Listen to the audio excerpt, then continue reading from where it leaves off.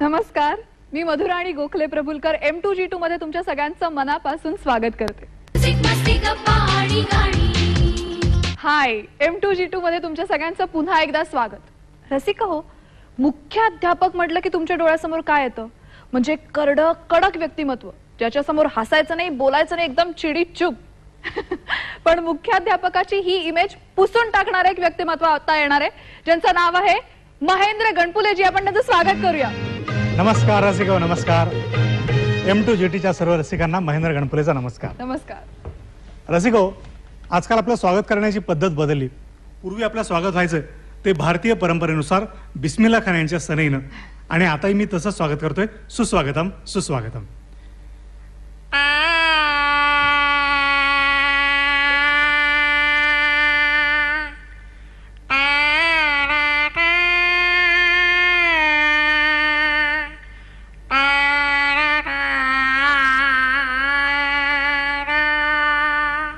सुस्वागतम, सुस्वागतम. पण मंडळी, आजकाल जमाना बदललाय. घरामध्ये लग्न असो किंवा पूजा असो, कुठेही सनई ऐकायला मिळत नाही. जिथं जाईल तिथं झंकार बीट, डिस्को हंगामा, डीजेचा धिंगाणा. हा डिस्कोचा धिंगाणा कसा असतो आपल्या समोर सादर करतोय बप्पी लहरी ड्रमसेट डिस्को रिदम.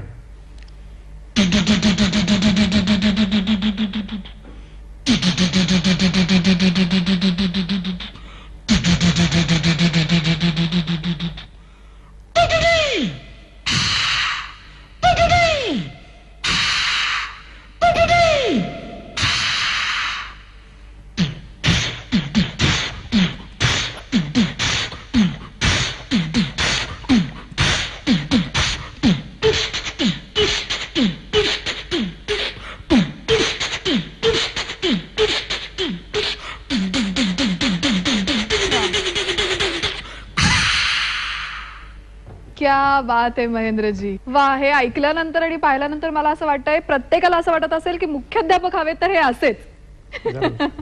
महेंद्रजी, या हास्य नगरीची सुरुवात कशी झाली? म्हणजे पहिला प्रयोग कुठे केला होता? मी मूळचा पंढरपूरचा. आमच्या परिसरातच एक नियोजित कार्यक्रम होऊ शकत नव्हता, म्हणून आयत्या वेळी मला त्या ठिकाणी उभं करायला सांगितलं, आणि सलग 1.5 तास मी एकटा त्या ठिकाणी नकला करत होतो. आणि या नकलांमधूनच मला या हास्यनगरीची कल्पना सुचली. 1.5 तास? बापरे, छोटीशी झलक दाखवा मला. जरूर. आपल्या सगळ्यांना हसणं आवडतं, पण मुळात आपलं जे हसणं आहे तेच हसण्यासारखं असतं. काही वेळा समारंभामध्ये खुर्च्यांच्या रांगा मांडलेल्या असतात, त्याच्यावर निमंत्रित प्रतिष्ठित मंडळी बसतात, आणि त्याच्या पुढे लिहिलेलं असतं राखीव. याच्यातली काही मंडळी स्वतः हसण्याबद्दलच राखीव असतात. म्हणजे बाकी सगळी मंडळी कार्यक्रमाचा मनसोक्त आनंद घेत आहेत, पण ही राखीव मंडळी कार्यक्रम बघतात कसा आणि प्रतिसाद देतात कसा.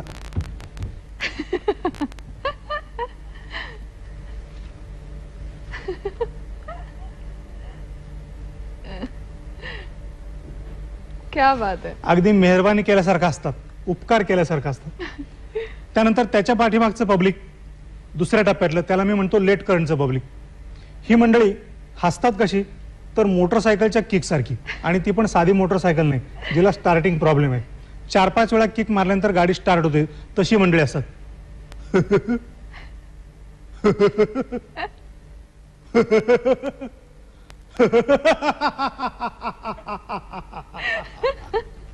गेली गाडी निघून यांची. त्याच्या पाठीमागे तिसऱ्या टप्प्यातली मंडळी, ही मात्र मनमोकळेपणे असतात, दिलखुलासपणे असतात. यांची हसायची पद्धत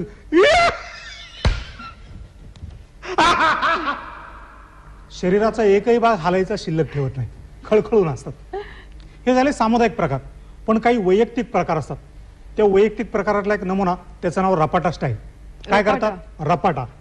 जोक झाला रपाट, पुढच्याच्या पाठीत रपाटा, नाहीतर शेजारच्या मांडीवर रपाट, म्हणून त्याचं नाव रपाटा स्टाईल. दुसरा प्रकार, त्याचं नाव सायलेन्सर स्टाईल. ही सायलेन्सर स्टाईलची लोक खळखळून हसत नाहीत, मग हसतात कशी?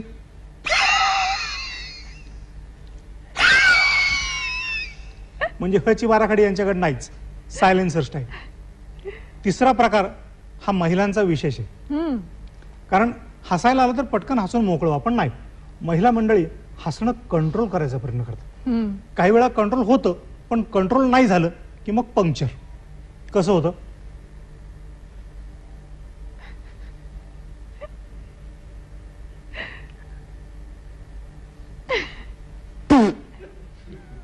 Puncture style. पण या हसण्यातून कुणाला काही त्रास होत नाही. पण शेवटचा जो प्रकार आहे तो त्रासदायक आहे. त्या शेवटच्या प्रकाराचं नाव आहे स्प्रे मशीन स्टाईल. अरे बापरे. ही स्प्रे मशीन वाली मंडळी असतात कशी, जोक झाला रे झाला, जोक झाला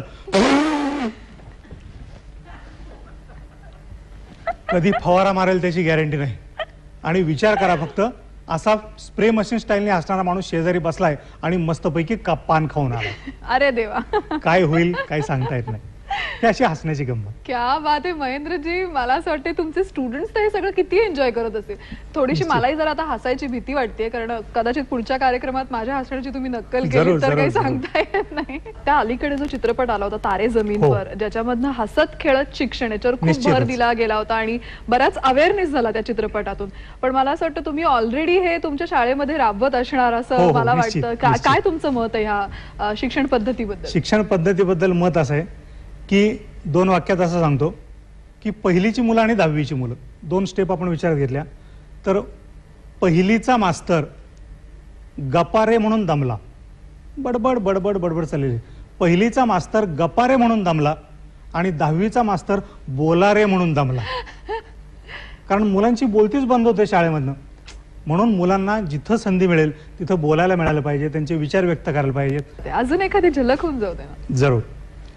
माझा एक मित्र कार्यक्रम करायचे आणि स्टेजवर यायची त्याला फार हौस. त्याला विचारलं कशासाठी धडपड करतो, त्याने सांगितलं एक काम, आपण स्टेजवर असतो त्यावेळी सगळेजण आपल्याकडे बघतात, आपली कला लोकांना समजते. हे तर बरोबर आहे म्हणलं. अजून एक दुसरं काम, आपण ज्यावेळी स्टेजवर असतो त्यावेळी सगळेजण समोर खाली बसलेले असतात, त्यामुळे आपल्याला सगळेजण दिसतात. कोण कुठं बसले, कोण कोण आले, जिला बोलवलं ती आली का नाही, अजून कोणी ओळखीचं दिसतंय का, असले विषय डोक्यात ठेवून त्यांनी गाण्याला सुरुवात केली. आणि गाणं म्हणजे जणू काही शास्त्रीय संगीतातला पंडित. पण गाणं म्हणता म्हणता हा दुसराही कार्यक्रम चाललेला. कशी स्टाईल होती त्याची,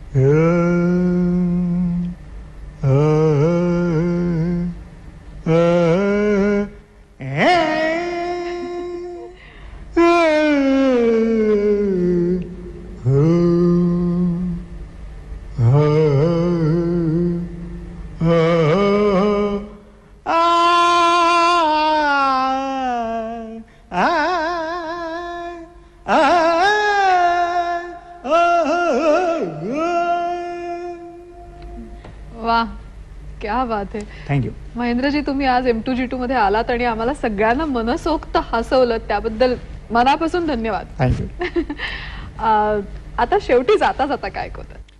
महाराष्ट्राची खास परंपरा म्हणजे तमाशा. हा तमाशा सादर होतो ढोलकीच्या तालावर आणि त्या तालावरती नाचणाऱ्या नर्तकीच्या पायातल्या घुंगरांच्या खणखणाटावर.